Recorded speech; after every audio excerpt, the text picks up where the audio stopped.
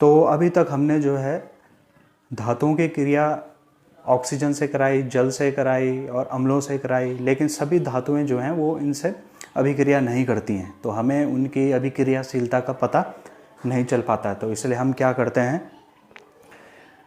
एक और तरीका अपनाते हैं, ठीक है, डिस्प्लेसमेंट मेथड, यानी कि एक डिस्प्लेसमेंट जो रिएक्शंस होती हैं जो पार्ट 1 में दे रखी हैं, उनकी मदद से जो है हम पता लगाते हैं कि कौन सी धातु कितनी अधिक क्रियाशील है। तो क्या होता है इसमें, तो ये है reactions of metals with other metal salt, ठीक है।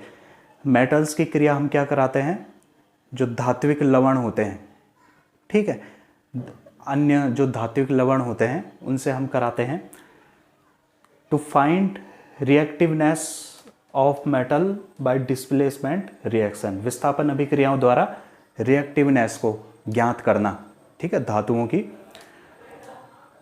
तो इसमें हम क्या करते हैं, जैसे कि हम मेटल ए, माना कोई एक हमने मेटल लिया, कोई धातु ली है और उसको हमने किसी मेटल बी के लवण के सॉल्यूशन में डाल दिया, ठीक है, मतलब कि जो मेटल बी का साल्ट है, मतलब उसमें मेटल भी है ना, और वो लवण फॉर्म में है, ठीक है, और उसका हमने एक सॉल्यूशन बना दिया है ना, एक्वस सॉल्यूशन बना दिया पानी में घोल के। अब उसमें हमने मेटल ए को डाला, ठीक है, दोनों अलग अलग हैं, इसमें मेटल क्या है, बी है, इसमें मेटल ए है। और अगर क्या होता है, अभिक्रिया होती है और अभिक्रिया के बाद मेटल ए जो है वो इस मेटल बी को क्या है, उसके लवण से क्या है, विस्थापित कर देता है, ठीक है, और खुद जो है वो जो बचा हुआ जो समूह होता है उसके साथ वो अभिक्रिया करके क्या बना देता है, खुद जो है लवण बना देता है। तो ऐसी अभिक्रिया को क्या कहते हैं, विस्थापन अभिक्रिया। तो इससे हमें एक चीज़ पता चलती है कि मेटल ए क्या है, वो ज़्यादा क्या है, अभिक्रियाशील है, ठीक है। इससे हम ये सिद्ध होता है कि जो मेटल ए है वो मेटल बी से अधिक क्रियाशील है, क्योंकि वो क्या कर रहा है, उसके लवण से उसे अलग कर दे रहा है, उसे हटा दे रहा है और खुद उसकी जगह पे लग जा रहा है ना। तो इसका मतलब ये इससे ज़्यादा क्रियाशील है। अब अगर हम मेटल ए है ना, मेटल ए के जो साल्ट सोल्यूशन है उसका जो लवण सोल्यूशन है और मेटल बी हम लेते हैं अगर, है ना, जो बने हैं अभिक्रिया में, माना इन्हें हम अभिकारकों की तरह लेते हैं, तो क्या होता है, क्या इनमें रिएक्शन होगी, नहीं होगी रिएक्शन, ठीक है, क्योंकि इनके रिएक्शन के बनने के बाद वो बना, उनकी रिएक्शन नहीं होगी।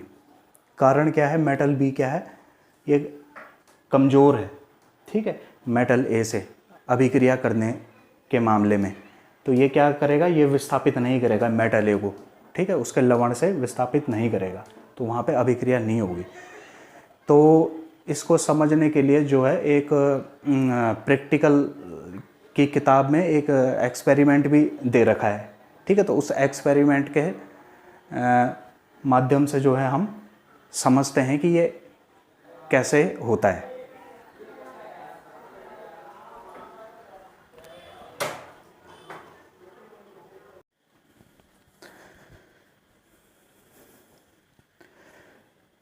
तो विस्थापन अभिक्रियाओं के माध्यम से हम समझते हैं कि कैसे मेटल जो है वो लवणों से अभिक्रिया करते हैं, है ना, उनकी सक्रियता किस किस तरह की होती है। तो इसको करने के लिए हम क्या करते हैं, कुछ धातुएं लेते हैं, है ना, ये मेटल्स हो गए, कॉपर, आयरन, जिंक, एल्यूमिनियम, ठीक है, और इनके लवण ले लिए, जैसे कॉपर का कॉपर सल्फेट ले लिया है ना, सल्फेट परिवार के लवण लेते हैं हम, कॉपर का कॉपर सल्फेट हो गया, आयरन का आयरन सल्फेट हो गया, और जिंक का जिंक सल्फेट हो गया, एल्यूमिनियम का एल्यूमिनियम सल्फेट हो गया, ठीक है। तो अब हम क्या करते हैं, सल्फेट के अलावा अगर कुछ और दूसरा लवण भी हो तो कोई उसमें दिक्कत नहीं है ना, वो इसी तरह की रिएक्शन उसमें होंगी। तो देखो पहले हमने क्या करा, एक लवण ले लिया हमने, कॉपर सल्फेट ले लिया, ठीक है, जैसे चार परख नलियाँ ले ली। अब एक एक करके हम उन पे क्या करते हैं, मेटल्स के जो टुकड़े हैं हमारे पास उनको हम डालते हैं। ठीक है, तो पहले जैसे हमने कॉपर डाला कॉपर सल्फेट में, तो कॉपर को कॉपर सल्फेट में डालेंगे तो कोई अभिक्रिया नहीं होती है ना, क्योंकि दोनों एक जैसे ही हैं, है ना। वो दोनों की क्या है, एक जैसी पावर है, तो कोई किसी को क्या करेगा, कोई किसी को रिप्लेसमेंट नहीं करेगा, है ना। इसी तरह से जो है जब हम आयरन को डालते हैं, अच्छा यहाँ पे जो है कॉपर सल्फेट है, कॉपर सल्फेट, हाँ, तो जब हम जो है आयरन को जब हम कॉपर सल्फेट के सॉल्यूशन में डालते हैं तो क्या होता है, आयरन जो है कॉपर को अलग कर देता है, ठीक है, सल्फेट आयन से, और खुद उससे जुड़ जाता है। ठीक है, इसी तरह से जिंक की अभिक्रिया कराते हैं तो जिंक भी क्या करता है, कॉपर को अलग कर देता है और खुद जिंक सल्फेट बना लेता है। ठीक है, इसी तरह से एल्यूमिनियम है, एल्यूमिनियम भी क्या करता है, कॉपर सल्फेट में से कॉपर को अलग कर देता है और एल्यूमिनियम सल्फेट बना देता है ना। तो देखो अब यहाँ पे क्या हुआ था, पहले देखो सबसे ऊपर कौन सा है, एल्यूमिनियम है, उसके बाद जिंक है, फिर आयरन है, फिर कॉपर है। ठीक है, तो एल्यूमिनियम सबसे ऊपर है, यानी कि यह सबसे अभिक्रियाशील है। ठीक है, तो कॉपर क्या है, कॉपर, या यहाँ पे देख लो आयरन है, जैसे आयरन क्या है, कॉपर से ऊपर पे है, यानी कि ये ज़्यादा अभिक्रियाशील है। कॉपर सबसे नीचे है, तो कॉपर सबसे नीचे है यानी कि वो सबसे कम अभिक्रियाशील है, यानी उसकी पावर कम है ना, वो उतना ज़्यादा स्ट्रांग नहीं है। तो आयरन ने इसलिए जो है, आयरन जो है कॉपर के ऊपर था तो उसने क्या किया, कॉपर को अलग कर दिया। जिंक भी ऊपर था तो उसने भी अलग कर दिया, एल्यूमिनियम भी ऊपर था तो उसने भी अलग कर दिया। ठीक है, अब क्या करते हैं हम, कॉपर सल्फेट की जगह लेते हैं हम फेरस सल्फेट। ठीक है, फेरस सल्फेट लवण हम लेते हैं और सेम फिर वही चीज़ करते हैं, एक एक करके हम कॉपर, आयरन, जिंक और एल्यूमिनियम की अभिक्रिया कराते हैं। तो तब हम क्या देखते हैं कि यहाँ पे कॉपर की फेरस से कोई अभिक्रिया नहीं हुई। क्यों नहीं हुई, क्योंकि देखो कॉपर नीचे था, आयरन ऊपर था, कॉपर कमज़ोर है आयरन से। ठीक है, तो इसलिए उसने उसे विस्थापित नहीं किया। इसी तरह से आयरन को नहीं करेगा। अब जिंक ऊपर है आयरन के, जिंक आयरन के ऊपर है, तो उसने क्या किया, विस्थापित कर दिया आयरन को। ठीक है, यहाँ पे क्या था, यहाँ पे आयरन ज़्यादा, यहाँ पे आयरन स्ट्रॉन्ग था, लेकिन आयरन से भी ज़्यादा स्ट्रॉन्ग कौन है, जिंक है।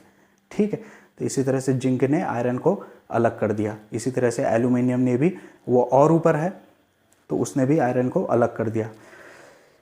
अब इसके बाद क्या करते हैं हम, जिंक सल्फेट का लवण लेते हैं, है ना, जिंक सल्फेट हम लेते हैं और फिर वैसी अभिक्रिया कराते हैं। तो हम देखते हैं कि कोई अभिक्रिया नहीं हुई है। जितने भी धातु क्या हैं जिंक से नीचे हैं, उन्होंने क्या किया, जिंक को विस्थापित नहीं किया।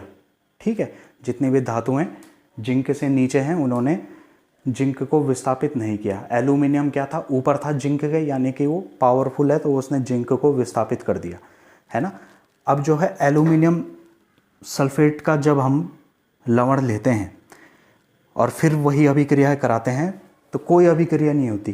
क्यों नहीं होती, क्योंकि एल्यूमिनियम सबसे पावरफुल है, सबसे ऊपर है। ठीक है, बाकी धातुएं उसके नीचे हैं, तो कोई भी जो है उसे अलग नहीं कर पाता है। ठीक है, तो इस आधार पे जो है हम क्या बनाते हैं, एक सक्रियता श्रेणी। अब जो है हमें पूरी एक कंप्लीट सक्रियता श्रेणी मिल जाती है, मेटल्स की सक्रियता श्रेणी हमें मिल जाती है।